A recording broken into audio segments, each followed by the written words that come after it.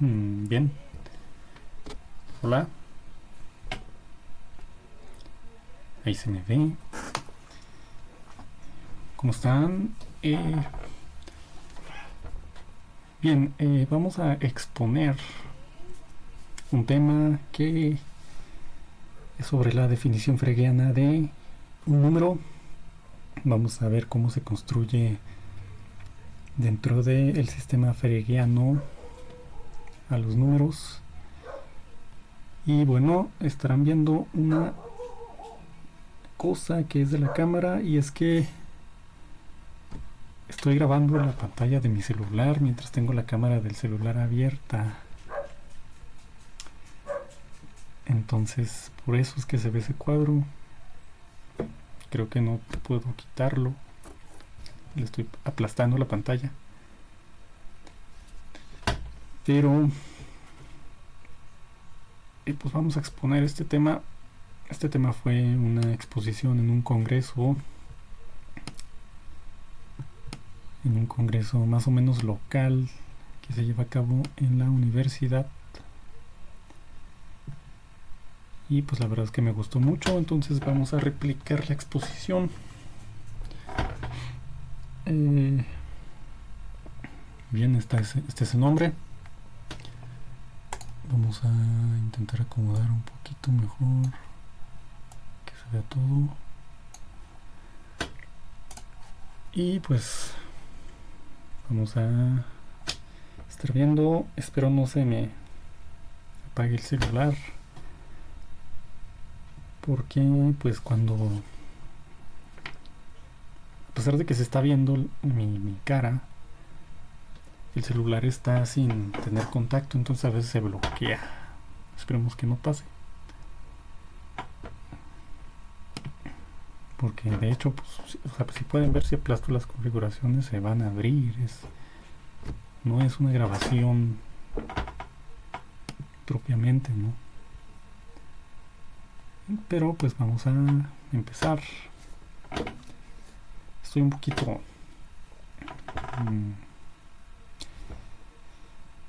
¿cómo se dice?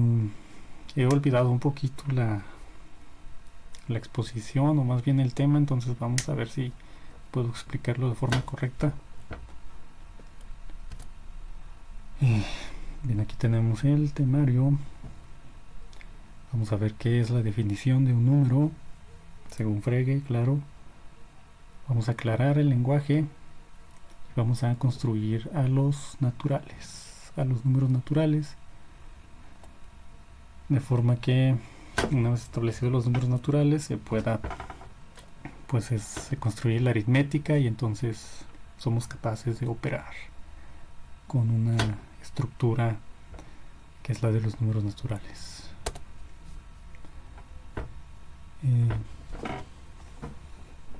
Bien, de hecho voy a empezar como lo hice en la exposición, leyendo una cita de este libro, que es sobre el que me baso, y sobre la vigencia de la definición freguiana de un número. Una visión desde el empirismo de un investigador de mi universidad. Entonces, veamos.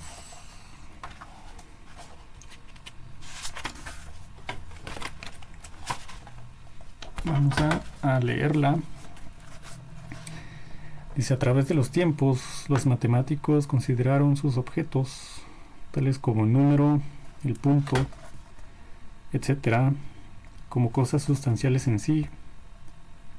Pero en vista de que estos entes desafían siempre los intentos para una descripción adecuada, los matemáticos del siglo pasado llegaron paulatinamente a la convicción de que el problema de la significación de dichos objetos son cosas,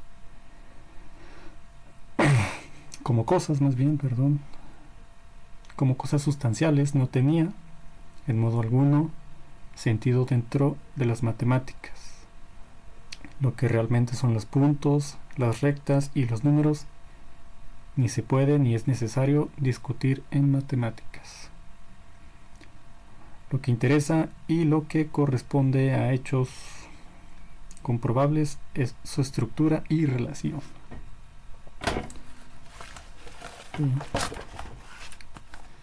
Entonces, ven cómo se detuvo un poquito la cámara ahí.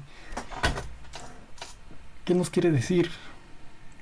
Pues que discutir qué es un número, qué es una recta, qué es un punto per se, es decir, preguntarnos por el ser, por la ontología de esos entes, de esos objetos, es algo que no necesita ser estudiado en las matemáticas y ni se puede.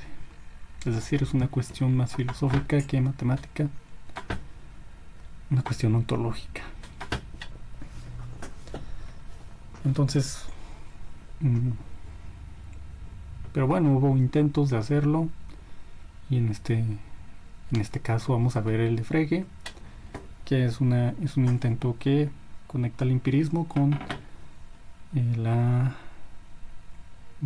concepción pura, teórica, idealista, si queremos llamarlo así, de un número. Entonces, pues vamos a empezar, ¿no? Vamos a empezar leyendo qué es el número según Frege. Y pues, ¿qué nos dice? Dice el número que corresponde al concepto f es la extensión del concepto equinumérico con comparación al concepto f. Y esto es, pues tenemos que desglosar los objetos con los que trata, ¿no? Para poder entender la definición, y eso es lo que vamos a hacer. Vamos a ver qué es una función primeramente, también en términos de Frege. Todo esto es dentro de un sistema que pues es el de Frege, un sistema fregiano. No tenemos por qué confundirnos con el sistema estándar, con la estandarización matemática que tenemos actualmente, ¿no? Entonces dice, una función es el referente de una expresión con espacios vacíos que es en sí misma una entidad con huecos, es decir, incompleta. Y aquí vemos inmediatamente, o bueno, me gustaría recalcar cómo es que intentar definir un número y en el pasado intentar definir los entes matemáticos que no fuera a partir de su estructura resulta de una naturaleza muy filosófica, aunque la matemática también en cierto grado, pero más filosófica que formal en este caso, ¿no? Vamos a decir que son los objetos, y los objetos son como aquello que completan las funciones, podemos verlo así, es decir, son referentes de expresiones saturadas que son ellos mismos entidades completas, es decir, la función era una entidad con huecos y el objeto es, si queremos verlo así, para entenderlo, es aquello que llena los huecos de la función. Vamos a ver los ejemplos. Todos conocemos las funciones. En lógica podemos como se dice, interpretarlas como predicados. Entonces, pues f de x, tal que x es un número primo, es una función, o pues x más 2, ¿no? Y pues tenemos la función proposicional y la no proposicional. En la proposicional vamos a ver las diferencias.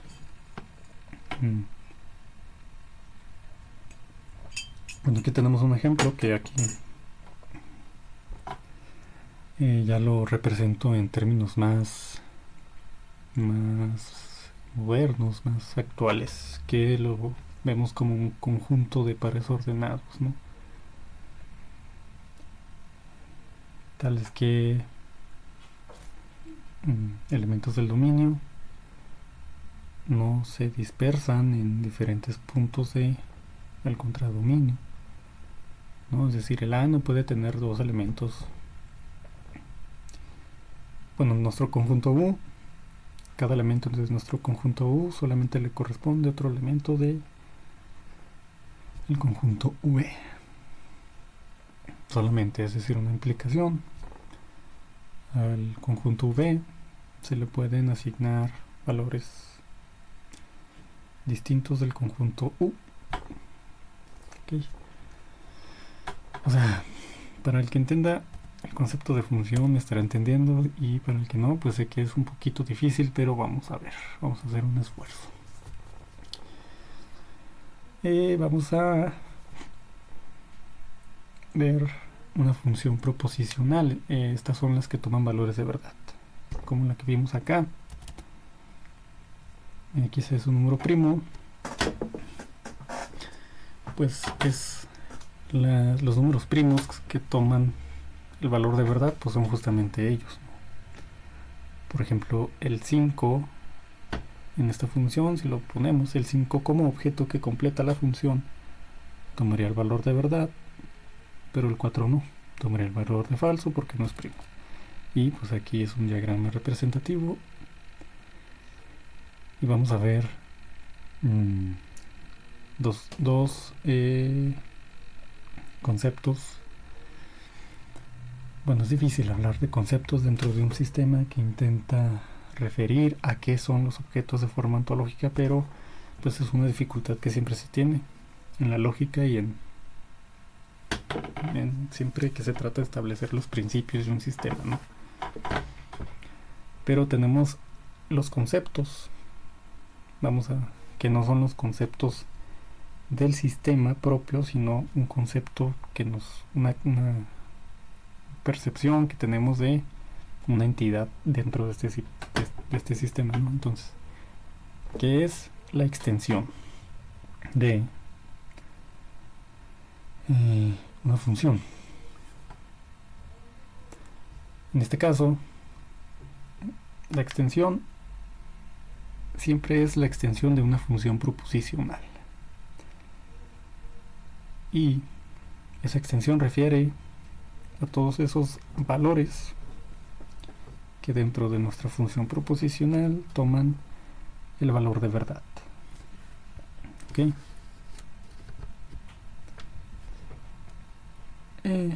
Aquí lo vemos en términos estandarizados, contemporáneos, y de hecho vamos a ver si puedo activar el cursor. Bueno, aquí se ve, tenemos los X en U, tal que se cumple P de X, y pues aquí veríamos que es la imagen inversa de P de X restringido a V, ¿no? O bueno, la imagen de la función inversa de P del valor de verdad de V. Y el curso de valores es como la extensión, pero no se limita a valores propiamente de verdad. Aquí podemos verla como el curso de valores es el conjunto que está dentro de la función, de pares ordenados que está dentro de la función, dentro de algún concepto f.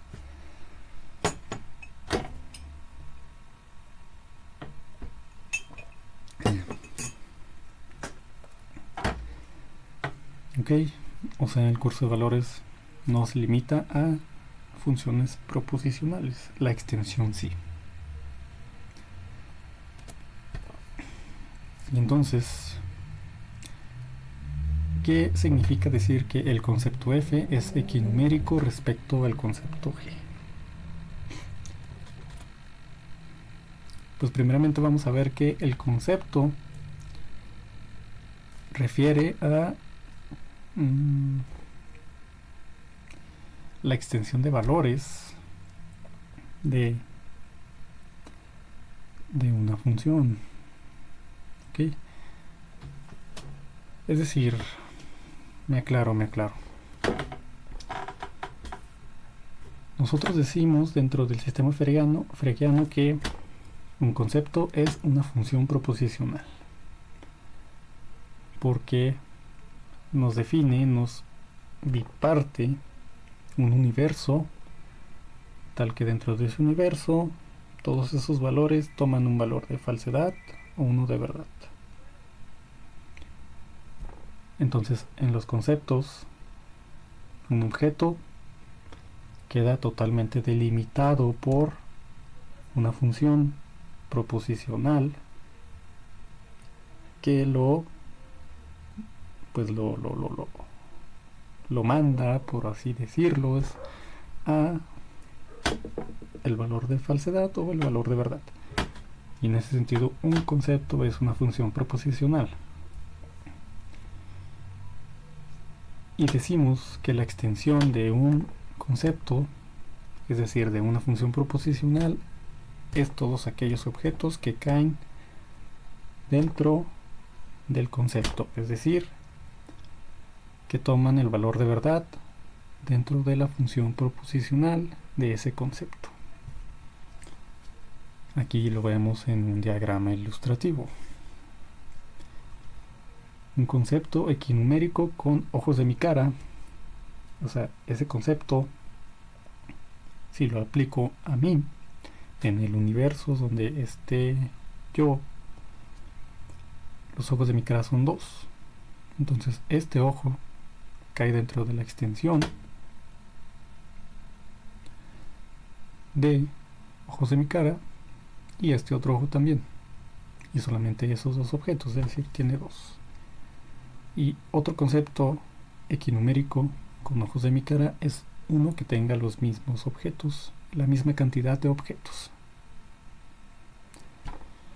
Puede ser cualquier objeto mientras tenga 2. Entonces aquí lo vemos. Digamos que el cuadro representa como nuestro universo, nuestro concepto, y estos son objetos, y al evaluarlos en la función pues se van 2 al valor de verdad y 1 al falso, y esto es equinumérico con respecto a ojos de mi cara porque la extensión contiene el mismo número de objetos. Estos no son equinuméricos, estos que siguen, ok, porque aquí solamente, este sí, porque 2, el total, que son 2, se van a la verdad, entonces es equinumérico. Estos otros dos no, porque solamente hay uno que tiene la verdad, y aquí 3 se van a la verdad. Tiene que ser exactamente 2. Entonces estos dos últimos no son equinuméricos y estos dos primeros sí. Y ahora ya podemos entender de mejor forma a qué se refiere la definición de un número según Frege. El número que corresponde al concepto f es la extensión del concepto equinumérico en comparación al concepto f. Es decir, tomamos la extensión como referencia para definir un número. Un número que corresponde al concepto f es la extensión del concepto equinumérico en comparación al concepto f. Es el concepto que reúne todos los conceptos que son equinuméricos en comparación a un tal concepto f. Entonces,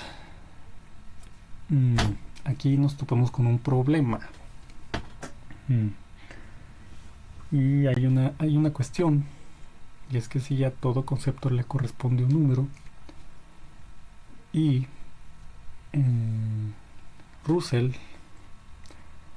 pues demostró que no, que asumir que a todo concepto le corresponde un número es contradictorio y se vincula estrechamente con esta contradicción en la teoría de conjuntos. De hecho es análoga, es totalmente análoga. Si nosotros definimos un concepto que diga que X es un predicado que no puede predicarse con verdad de sí mismo, ese concepto no le corresponde ningún número. Vamos a ver por qué.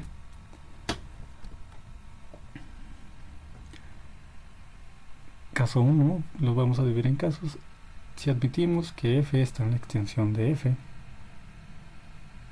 o sea, f como concepto, porque f predica sobre conceptos, entonces predica sobre sí mismo. Si admitimos que f está en f, en la extensión de f, entonces f no está en la extensión. ¿Por qué? Porque no puede predicarse con verdad de sí mismo. ¿Ok? Entonces no tendría por qué estar en la extensión, porque la extensión son todos los valores que caen sobre la verdad.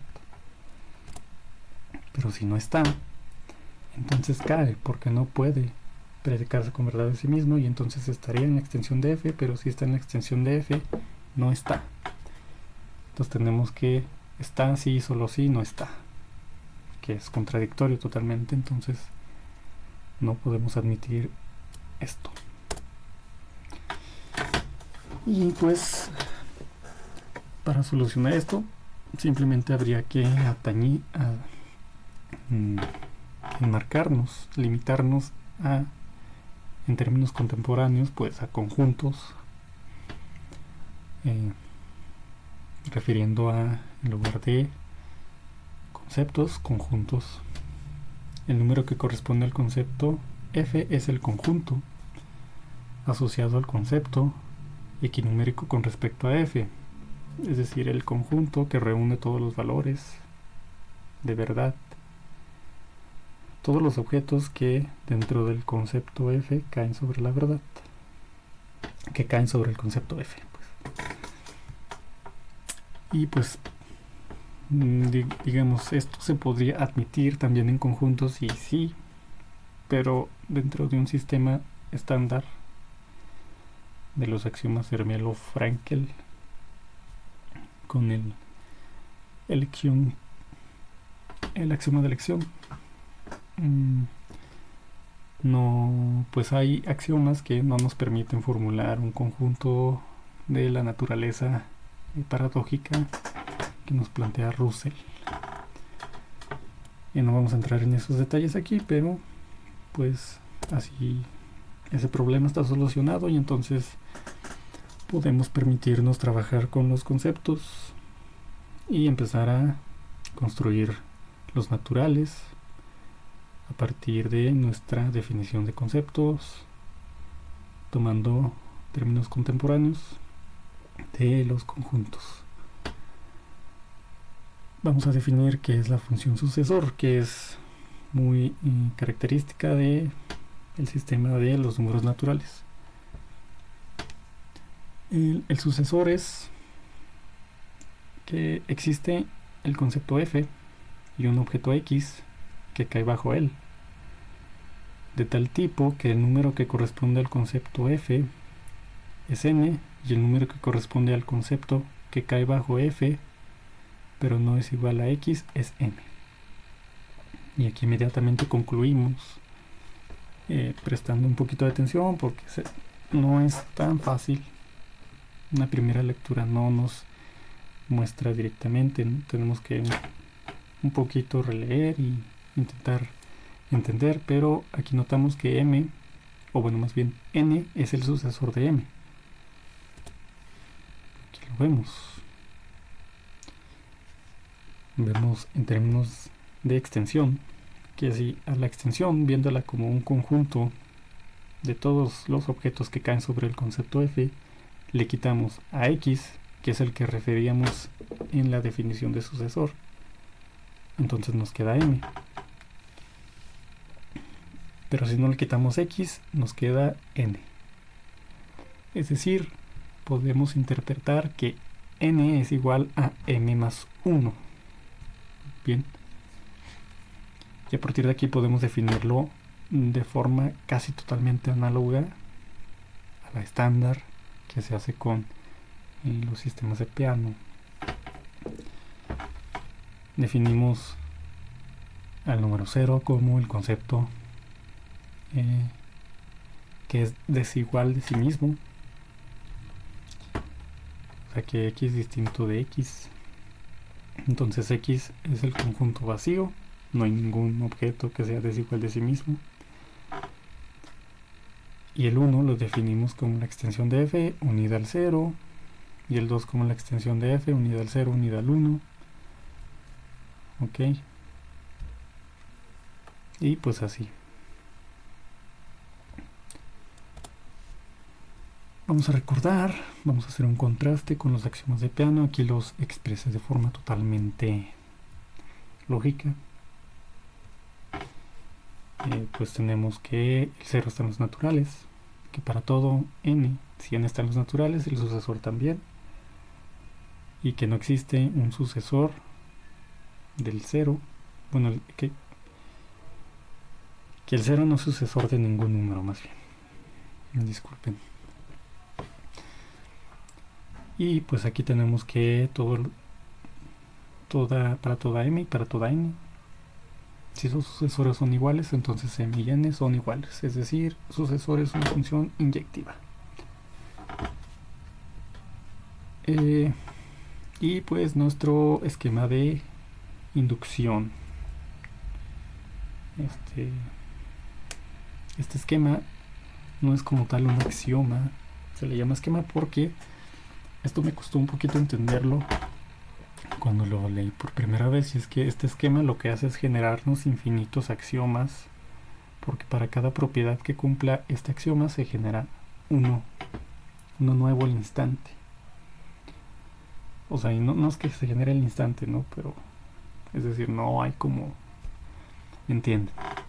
Cuando se descubre, digámoslo. Pero, pues bueno, este no lo voy a leer. Ustedes dense la tarea de leerlo. O bueno, más bien, vamos a leerlo. Básicamente lo que nos dice que para todo subconjunto de n, aquí estoy hablando en términos conjuntistas, para no empezar a predicar sobre predicados, para no cuantificar sobre predicados. Todo subconjunto de n, si el elemento 0 está en n, en x, y para toda n en los naturales, si suponemos que n está en x y concluimos que el sucesor de n también está en x, entonces toda k que esté en n también está en x. Bien.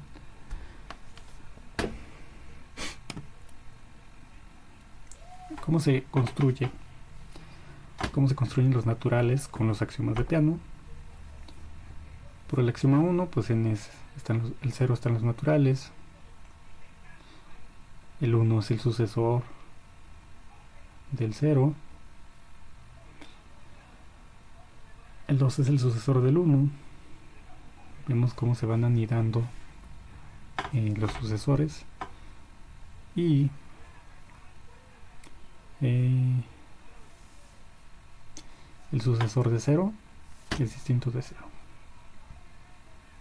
Bien. Y pues aquí vemos el axioma 4, que es la inyección de la función sucesor. El sucesor de, y pues pongo aquí un ejemplito, ¿verdad? El sucesor de 0 es distinto del sucesor de 1, es decir, 1 es diferente de 2. Y análogamente podemos ver la estructura, que es muy parecida, simplemente parte de conceptos ontológicos distintos, de percepciones ontológicas distintas. En la construcción fregiana, n más 1 es la extensión de f unión un n.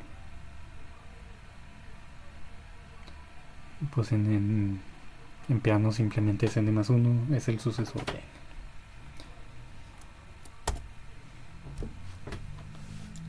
Y pues nosotros vemos en Frege una conexión empirista.